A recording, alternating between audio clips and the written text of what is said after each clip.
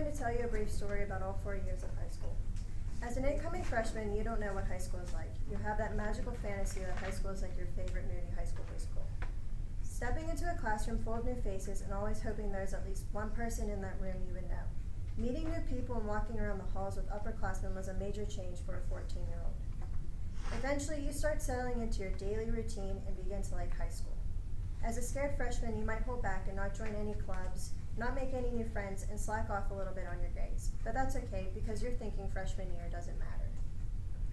As you hit sophomore year, you decide that you should try to join a club or two and maybe work a little harder at your grades.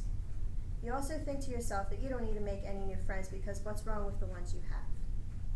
And let's not forget about self-image. At only 15, 16 years old, you feel the need for everyone to like you and to just fit in.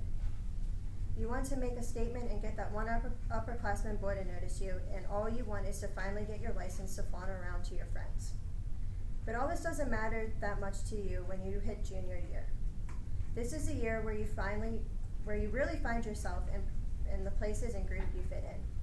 You make a lot more friends and go out more than you used to. You start to join a lot of clubs, and your grades actually start to matter since you have to apply to colleges at the beginning of next year. This is a year where you put so much pressure on yourself by balancing social life, school, sports, and a job.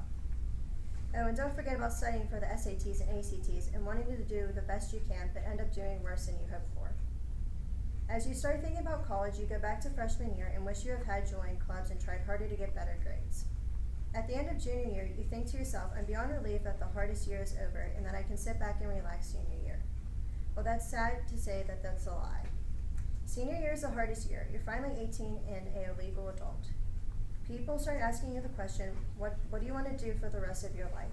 You think to yourself, how the hell am I supposed to know what I want to do for the rest of my life when I don't even know what I want to wear or what I want for dinner? So you eventually pick an occupation and hope you won't regret doing it and start to apply for colleges. As you wait for the colleges to get back to you, you end up having problems with friends and realize who your true friends are, and you become the freshman self again, who started with the same old friends. You then begin to not care what anyone thinks of you or try to impress anyone like sophomore year. You start to have fun with the people who care the most about you and who you actually care about.